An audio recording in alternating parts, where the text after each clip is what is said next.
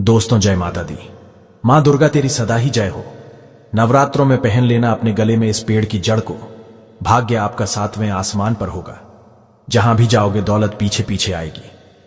दोस्तों, हिंदू संस्कृति में कई तरह की पौराणिक मान्यताओं को महत्व दिया गया है कि कई ऐसे पेड़ पौधे होते हैं जो कि काफी शुभ माने गए हैं।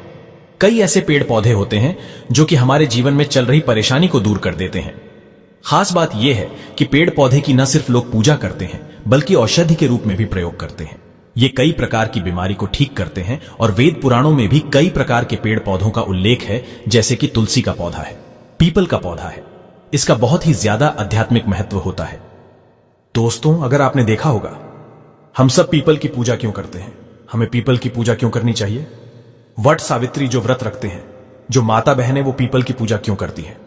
क्योंकि पेड़ पौधों में कुछ ऐसी अलौकिक चमत्कारिक शक्तियां होती हैं जिसके दम पर कुछ समय में, यानी कि कम समय में, आपको अच्छे परिणाम मिलते हैं। तो आज मैं आप लोगों को नवरात्रि के समय में ताबीज में भर करके पहन लेना इस पौधे की जड़। बंद किस्मत के ताले खुल जाएंगे, इस वीडियो में बताऊंगा। देखिए, ये जो नवरात्रि का समय होता है, मां नौ दुर्गा की कृपा प्राप्त करने का, इनसे आशीर्वाद प्राप्त करने का सबसे अच्छा समय माना गया है।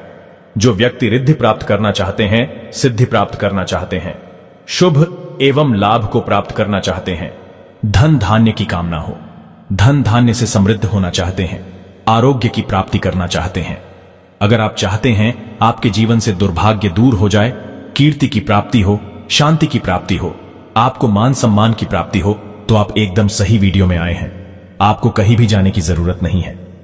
आज मैं आप लोगों को नवरात्रि के समय में धारण की जाने वाली 5 जड़ के बारे में बताऊंगा। 5 जड़ में से कोई भी एक जड़ अवश्य धारण करना। जितने भी मैंने लाभ इस वीडियो में बताए हैं, वह सारे लाभ आपको मिलेंगे। पेड़ पौधों में बहुत ही ज्यादा चमत्कारिक शक्तियां होती हैं। आप माने या ना माने, हमने जीवन काल में कई बार औषधि का प्रयोग करके बहुत सारे साधकों की बीमारी को भी ठीक करा है, और बहुत सारे पेड़ पौधों का प्रयोग करके कई लोगों की समस्या को, जटिल से जटिल समस्या को हमने चुटकियों में समाप्त करवाया है। तो जो पेड़ पौधे होते हैं, कहीं ना कहीं धार्मिक दृष्टि से ले लीजिए, चाहे आध्यात्मिक दृष्टि से ले लीजिए, हमें फायदा पहुंचाने का काम ही करते हैं। सर्वप्रथम तो आपको नवरात्रि के 9 दिन इस पेड़ पौधे की जड़ को ले आना है। अगर नवरात्रि के 6ठे दिन इस वीडियो को देख रहे हैं, तो नवरात्रि के 6ठे दिन भी इस पेड़ पौधे की जड़ ला करके आप जो है अपने घर में पूजन करके धारण कर सकते हैं। लेकिन अगर नवरात्रि के 9 दिन आप इनकी पूजा करके जड़ को धारण करते हैं, तो फिर अति उत्तम है। आपको वह हर सारी चीज प्राप्त होगी जो चीज आप प्राप्त करना चाहते हैं। दोस्तों, महंगे रत्न पहनने की बजाय अगर आप जो है इन पेड़ पौधों की जड़ को धारण करते हैं, तो उससे अच्छा आपको परिणाम मिलेगा, रिजल्ट मिलेगा। कहीं ना कहीं रत्नों में मिलावट होती है, कहीं ना कहीं रत्नों में त्रुटि होती है। लोग आपको बेवकूफ बना सकते हैं, लेकिन पेड़ पौधों से आपको कोई बेवकूफ नहीं बनाएगा, इसकी जड़ से। क्योंकि स्वयं आप इसे जो है अपने हाथों से उखाड़ करके लाएंगे और इसे आप धारण करेंगे। तो मैं आप लोगों को नवरात्रि के समय में लाए जाने वाले पेड़ पौधों की जड़ के बारे में बता रहा हूं, जिसे आप जो है लाकर के धारण कर सकते हैं। दोस्तों, सर्वप्रथम तो इन पेड़ पौधों की जड़ को लाने के बाद आपको क्या करना होता है? इसकी देवी प्रतिमा की तरह 9 दिन तक पूजा करनी होती है। जैसे माता नवदुर्गा की पूजा करते हैं, ठीक उसी प्रकार इन पेड़ पौधों की जड़ को लाकर के 9 दिन तक आपको पूजा करनी होती है। और 10वें दिन जो विजयदशमी होती है, उस दिन चांदी के ताबीज में भर करके पहनना होता है। अगर आपका सामर्थ्य नहीं है कि चांदी का ताबीज जो है आप ले सके, तो आप जो है बिना चांदी के ताबीज के भी पहन सकते हैं। जो तांबे के ताबीज आते हैं, उसमें आप जो है धारण करके जो है डाल करके धारण कर सकते हैं। तो आइए इस वीडियो में जानते हैं कि कौन सी चीज को हमें नवरात्रि के समय में, कौन सी जड़ को लाकर के धारण करना चाहिए, पहनना चाहिए। 5 जड़ के बारे में बता रहा हूं। जानकारी बताने से पहले, वीडियो में आगे बढ़ने से पहले, आप सभी दर्शकों से गुजारिश करना चाहूंगा, वीडियो में बताई गई जानकारी पसंद आएगी तो वीडियो को लाइक करें, चैनल को सब्सक्राइब जरूर कर लेना, और हां दोस्तों, कमेंट बॉक्स में अपनी राशि भी डाल दीजिएगा। अगर हमारे पास कोई उपाय होगा तो वो आकर हम आपके कमेंट में रिप्लाई करके बता देंगे। दोस्तों, आइए जानते हैं। सर्वप्रथम तो आपको चमेली की जड़ लानी चाहिए। चमेली की जड़ के बेनिफिट बताना चाहूंगा, फायदे बताना चाहूंगा। चमेली की जड़ में दैवीय शक्तियां समाहित रहती हैं। आपने देखा होगा, चमेली का जो तेल है हनुमान जी महाराज को समर्पित होता है। इसमें हनुमान जी महाराज की दैवीय शक्तियां रहती हैं। जो लोग माता लक्ष्मी की कृपा प्राप्त करना चाहते हैं, लक्ष्मी सिद्धि प्राप्त करना चाहते हैं, जो लोग सिद्धि प्राप्त करना चाहते हैं, मंत्रों को सिद्ध करना चाहते हैं, जो व्यक्ति आरोग्य रहना चाहते हैं, ऐसे व्यक्ति चमेली की जो जड़ होती है इसे अवश्य लाना चाहिए ना। चमेली की जो जड़ है इसे नवरात्रि के पहले ले आना या फिर नवरात्रि के टाइम में भी ला सकते हैं और इसकी 9 दिन आपको पूजा करनी है। 9 दिन नहीं कर पाते हैं तो कम से कम 1 दिन पूजा कर सकते हैं। इसकी पूजा करने के बाद इसे चांदी के ताबीज में धारण करना होता है। आपको दशहरे के दिन इसे चांदी के ताबीज में धारण करना होता है, तो इससे दैवीय शक्ति की प्राप्ति होती है, अलौकिक शक्ति की प्राप्ति होती है, हनुमान जी महाराज की कृपा बरसती है, आप हमेशा निरोग रहते हैं। दूसरे क्रम में आता है लड़जीरा नाम का पौधा। हमारी वीडियो में देख लीजिए, इस प्रकार का होता है लड़जीरा पौधा। कई जगह इसे चिड़चिड़ा के नाम से जानते हैं। कई लोग इसे अपामार्ग बोलते हैं। अब इसे अपामार्ग क्यों बोलते हैं? क्योंकि इसके जो बीज होते हैं उल्टी तरफ होते हैं, ये सीधे नहीं रहते। आप में से अधिकतर जितने भी लोग हैं बीज देखे होंगे, फल के वो सीधे तरफ होते हैं लेकिन ये उल्टे होते हैं, इसलिए इसे अपामार्ग कहते हैं, अर्थात ये दुनिया से उल्टा चलता है। अपामार्ग का संत महात्मा लोग सबसे ज्यादा प्रयोग करते हैं। दोस्तों, अपामार्ग जो होता है इसके बीज की खीर बनाकर के खाने से 30 दिनों तक बिल्कुल ही पेशाब पानी, यहां तक कि जो शौच क्रिया होती है वो बंद हो जाती है। तो साधना करने वाले जो संत महात्मा रहते हैं, हिमालय में अधिकतर हमने देखा है, ऐसे लोग अपामार्ग के बीज की खीर बना करके खाते हैं, लंबे समय फिर साधना करते हैं। इन्हें खाने के बाद भूख है, प्यास है या फिर एक प्रकार की शौच क्रिया नहीं सताती, तो इसे कब पहनना चाहिए, कैसे धारण करना चाहिए? तो नवरात्रि के समय में 10वीं तिथि में आपको इसे धारण करना होता है।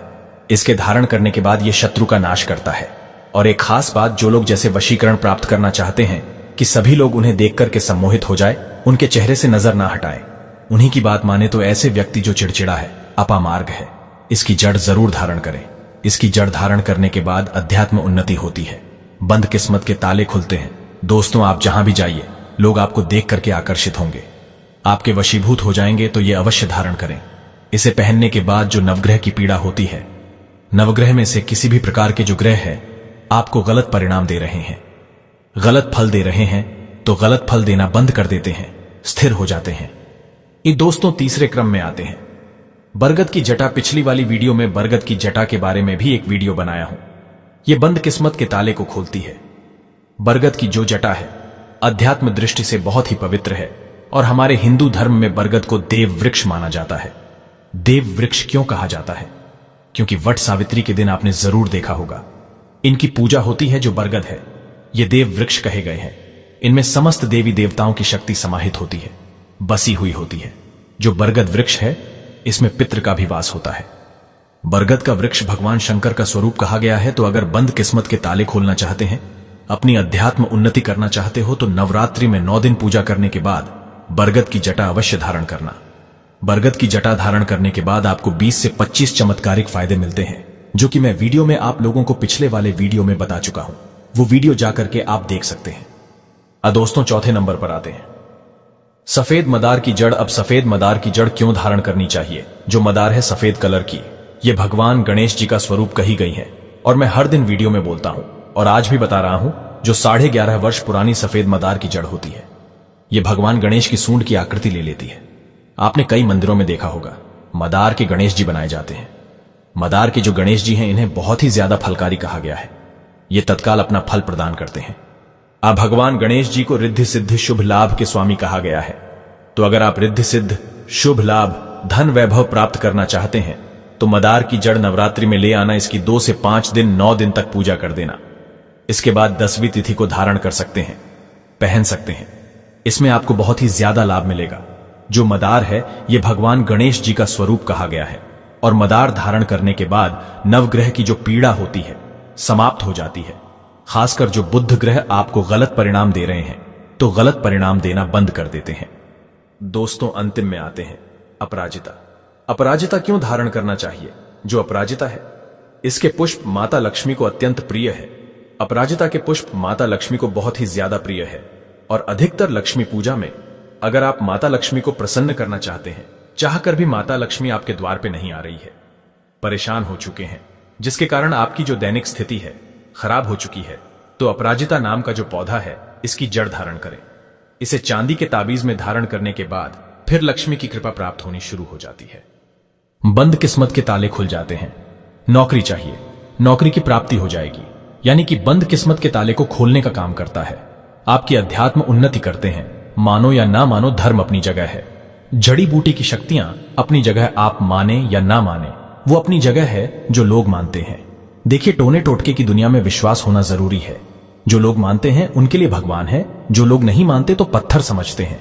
यानी कि भगवान आपके सामने भी खड़े हो तो भी पत्थर तुल्य है। अगर आप भगवान को मानते हैं तो पत्थर भी आपके लिए भगवान जैसा पूजनीय हो जाता है। लोग तो भगवान श्री कृष्ण और भगवान राम को भी आज झुठलाते हैं। सब एक देव मनुष्य बोलते हैं, तो आस्था के ऊपर ये सब जितने भी मैं आप लोगों को तांत्रिक वस्तु बताया हूं, पेड़ पौधों की जानकारी बताया हूं, ये आस्था के ऊपर निर्भर करता है।